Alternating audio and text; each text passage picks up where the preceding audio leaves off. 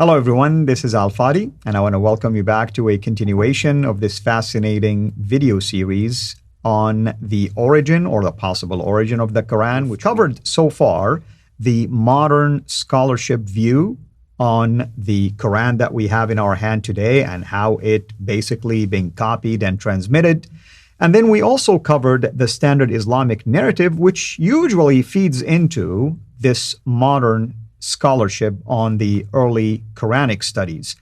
But today we're going to also talk about another thing, the Islamic really conviction concerning the manuscript, or let's say manuscripts, that feed into this 1924 copy of the Quran, the standard Quranic copy, the Uthmanic type, and the list can go on and on and on. Of course, we are going to unpack what this means, but before I do that, obviously, I want to turn my attention to our guest here, Dr. J. Smith, who will unpack all of that for us. Dr. J, welcome back. Good to have you back again. So what do Muslims say concerning, today's Quran as compared to the early Quranic manuscripts, for instance? And listen, this is a real dilemma for Muslims, and I can understand. I'm so glad I'm not in their shoes. I'm so glad I don't have to come up with the support for this.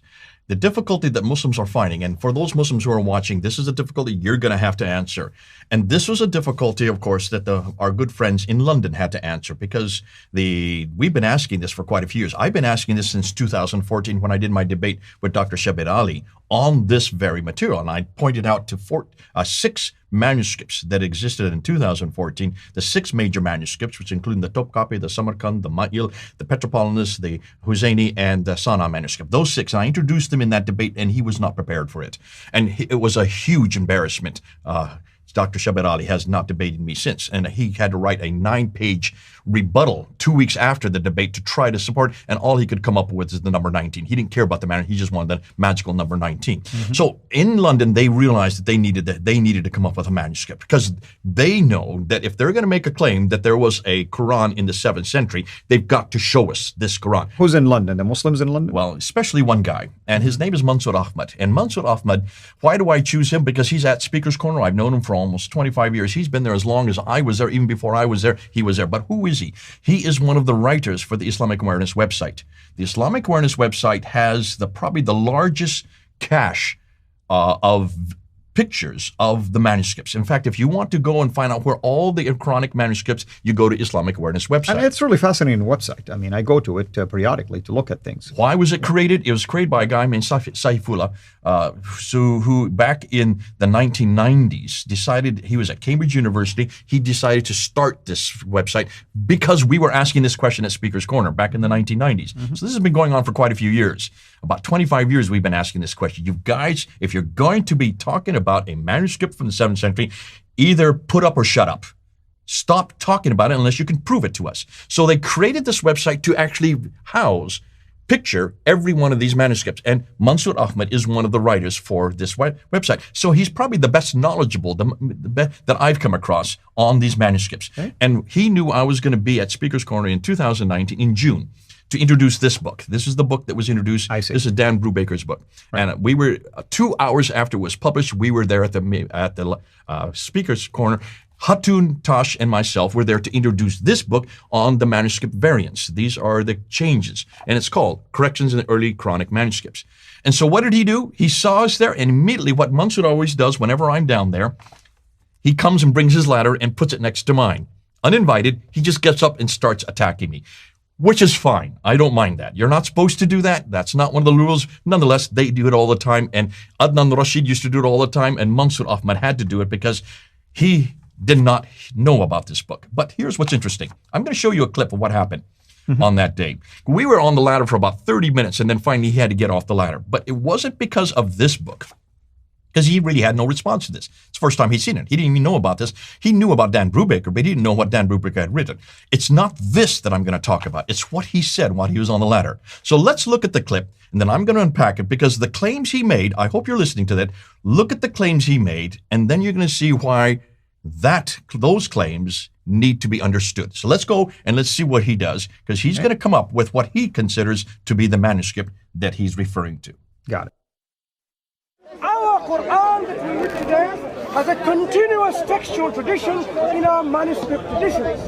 So now what we establish is this. The Qur'an, when we examine the manuscript traditions, by those isolated errors, scribal errors, we have a robust tradition, orally and by written form, that the Qur'an we read today is the Qur'an that has been transmitted by our generations of Muslims from day one, from the Prophet ﷺ. Okay, Mansur, real quickly, very quickly, before you leave, how far does that tradition go back to? That is why. How far does that tradition go back to? Absolute certainty of our textual and oral transmission of the Qur'an. Because not only did you see? He's saying textual and oral. it is also Do you have a memorized. textual tradition that goes back to 652? Look, Do you have a textual tradition that goes back to 652? listen, Yes or no? any textual, Does you have a textual all the way back to Uthman? listen, any text of the Qur'an that you examine, any text. So when we examine the Qur'an in the manuscript traditions, we have almost 250,000 manuscripts of the Qur'an across the world in libraries. You're not answering the question. Do they go back to Uthman? Do they go back to 652? You are interrupting when I'm speaking. Well, answer the question. Right. So, we have, from our textual tradition alone, more than 99% of the Quranic text from the first Islamic century. Okay, explain when the first Islamic century goes to. It goes from 662 to 22 up to 721. So we're talking about the 8th century, am I correct? If you go to IslamicAwareness.org, in which we have tabulated and shown Quranic manuscripts all around the world with references, which ones are carbon dated, which ones are paleographically dated, you will see the amount of first century within Islam, first century Islam, the Quranic manuscripts that we have, you have 0%. None of them are same with the current. Okay, here we go. Have you heard the claim he has made? Mansur, do you have 114 surahs of the Quran in one manuscript that is from the mid-7th century? Yes or no?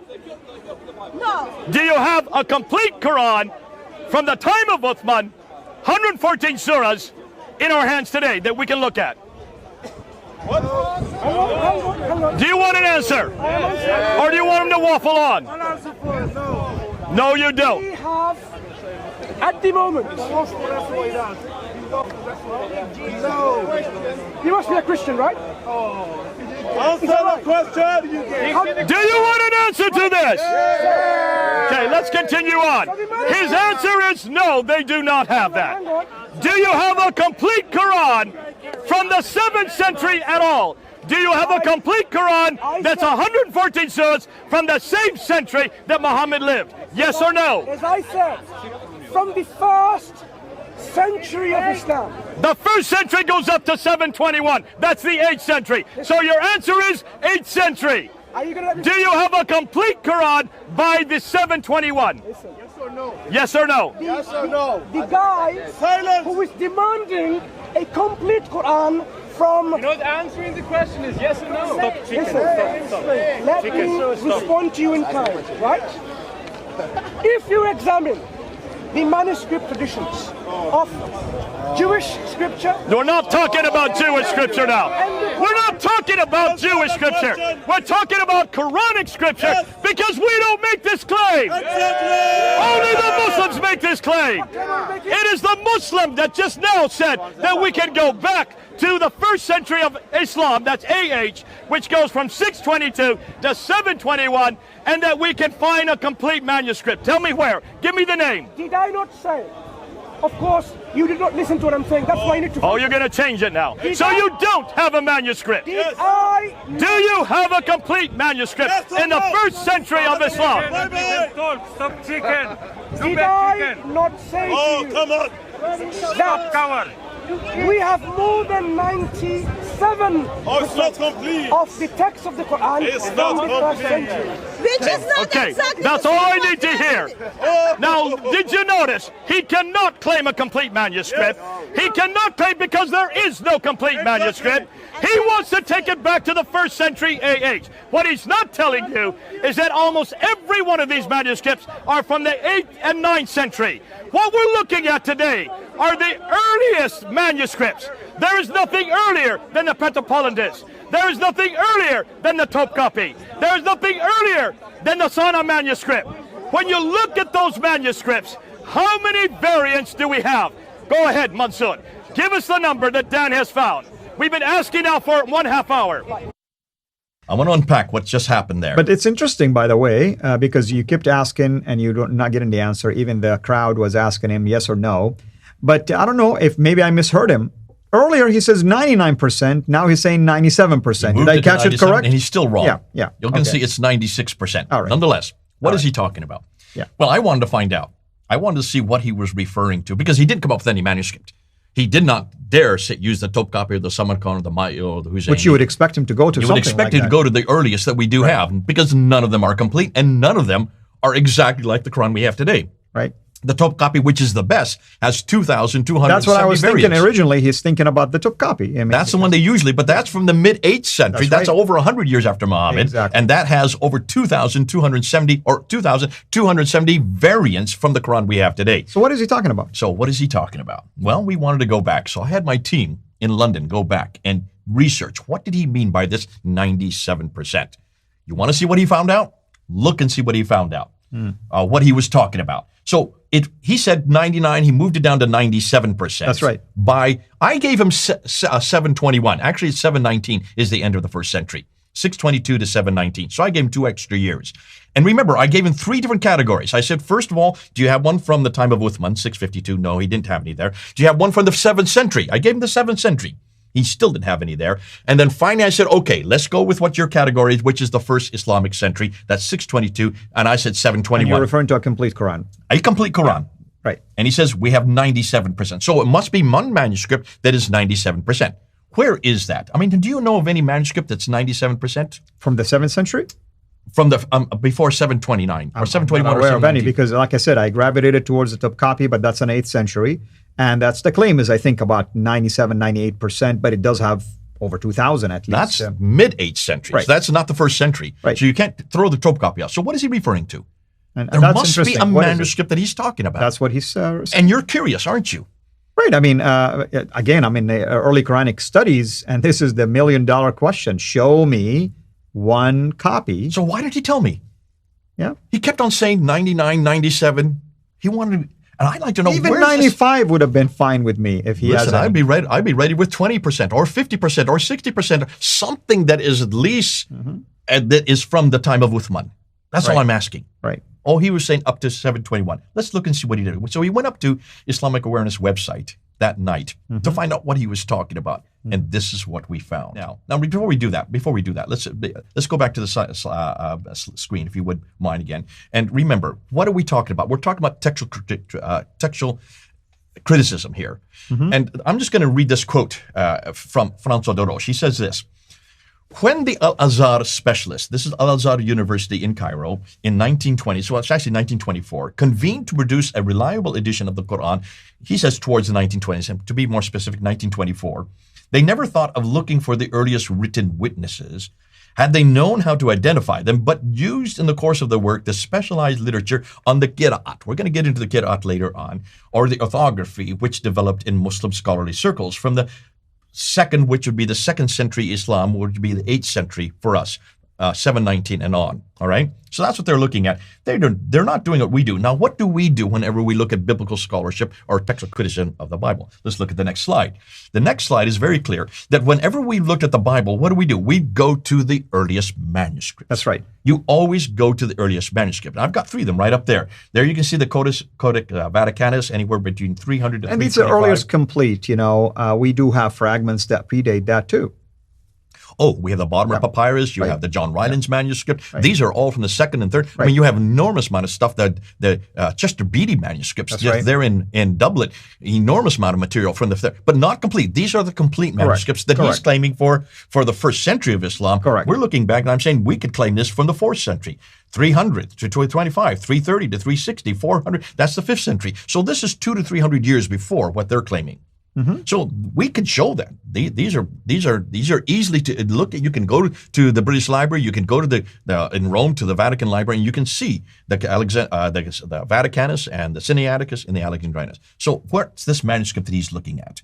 Here it is.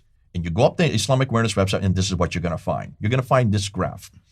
This is a cumulative surahs tabulated before 719, before the end of the 1st century AH. Notice, on the Islamic Awareness website, it was 96% they have been able to find. Oh, so that's exciting. 96% of the Quran, they have been from a manuscript that is 96% complete, 114 surahs. That's what I was thinking until I turned the page. When you go to the next page, this is what you find. There's not one manuscript. There are 63 fragments. So he's taken a piece of a puzzle, putting it together, and saying you have a complete Quran. Is that what he's doing? Look at this right here. Yeah. See what I'm pointing to? 1, 2, 3, 4, 5, 6, all the way down. This is what he's talking about. And they've got it. This is from the Islamic Awareness website. I'm not making this up. When I saw this, I had to laugh. There is no manuscript. It's a little bit here, a little bit there, a little bit over here. They're just picking, choosing little over there. They're taking, look at some of these aren't just a few ayahs long. They're just little fragments about this size. Besides, did he account for the other variants and differences that are there? You're jumping the gun again. You always like to jump the gun. I don't care about that right now. I want to see what are these. Because notice this one here, that's the 2165. That is the best they've got. That's the Ma'il. That's the one in the British Library. That's the top one. It's about 50% of the Quran, right? Yeah. Take a look. Yeah. These, they're claiming, all these 63 fragments, they're claimed before 719. Right. Right? Yep. Well, I want my team to see if this is correct. I had no idea. There's no one manuscript. And this one is hold on. We're going to get to that. Where and had they dated, and how did they date all of these before 719? That's another question I was going to ask. What is the dating of all that's of the major these? question. Yeah. Really, if he's going to claim that they're in the 1st century, that means they all have to come before 719, right? At least, does that mean he has fragments that date to Uthman? Is that what he's trying to claim? Hold on. Yeah. You want to see what we found? What? I had my team in London do this. They went through all of these, every one of these, all 63, to find out really where they're dated.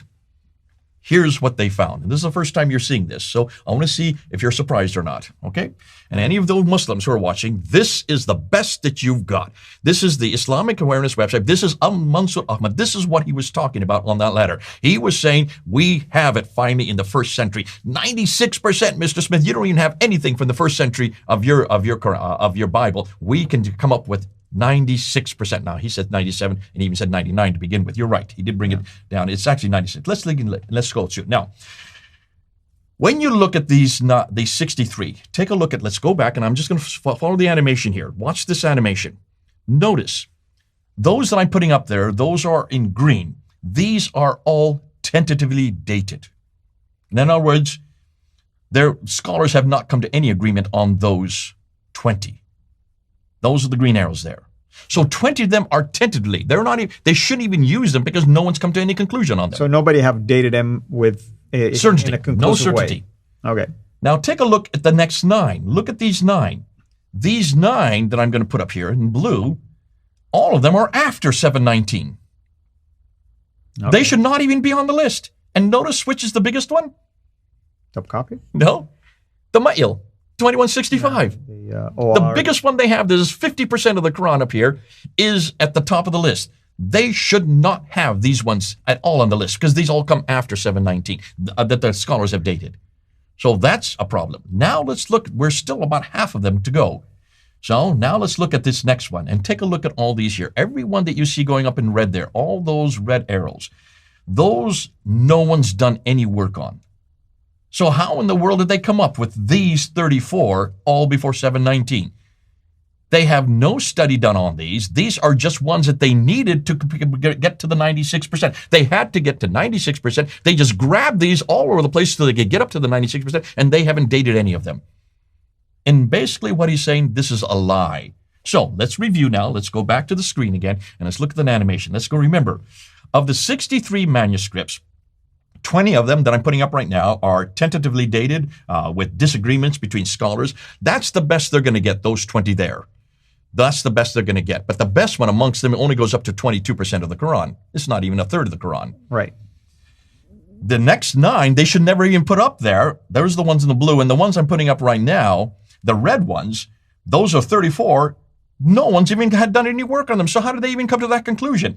What that means, all of them are either later or tentatively dated, or no one even knows. So what we're saying here is that everything you're looking at, the 63 that he'd been claiming, there were 99% and there were 77%. When you look at that, almost all of them, except for 20 of them, he should not even used. So the 20 are at least within that time frame, the 752. But they're all 8th 652? century. They are all between 705 and 719.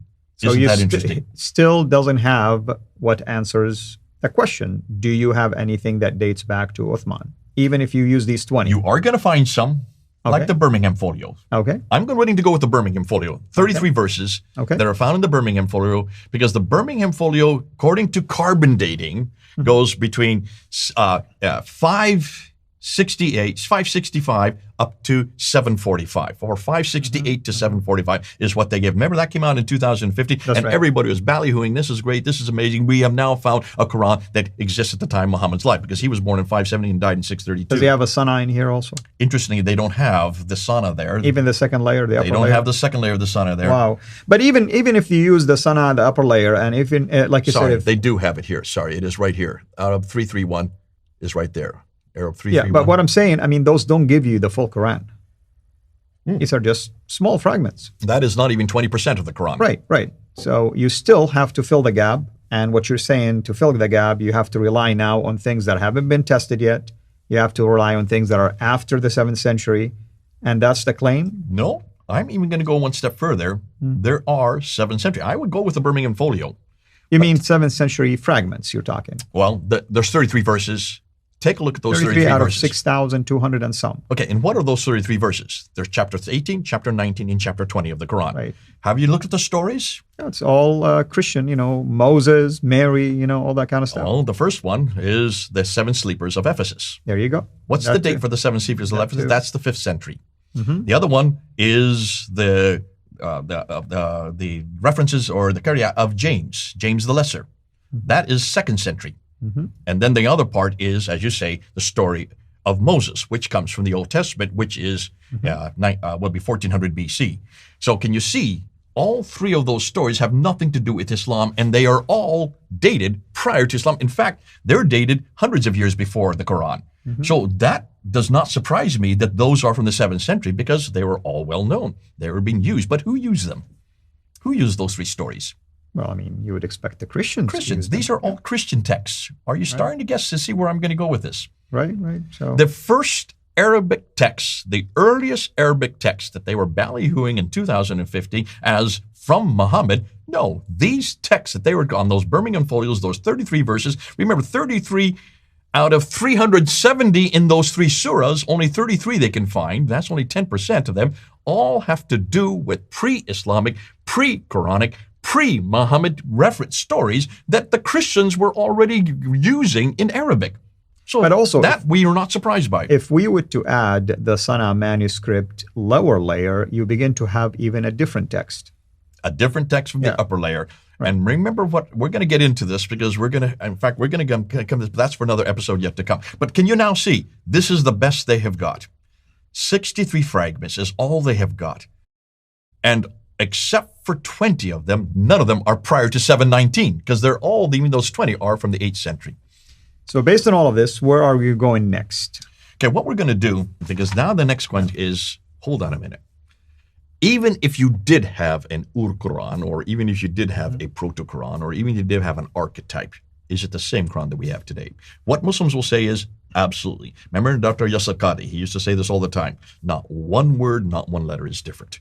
What does he mean by that, and can he support that? Mm-hmm. Yeah, and even Shabir Ali began to say that the message is not lost. So now he is changing the tone as well. Well, I think everybody have enjoyed, of course, the look at this. Obviously, the video at the beginning was an eye-opener when somebody would say you have 99% of the Quran, and then later 97, and then 96. Still, I mean, I was eager to see what does exactly that mean. And now we can see where this claim is coming from, which sadly doesn't even represent a fragment of the Quran as we know it today. So next time, we will begin to address the preservation of the Quran. Indeed, as a former Muslim, I can tell you I grew up believing that the Quran we have in our hand today is an exact replica of the Quran that was revealed by the Prophet and then was collected first by Abu Bakr and Omar and then later by Uthman. So let's see if this claim holds up. Until next time, have a blessed day.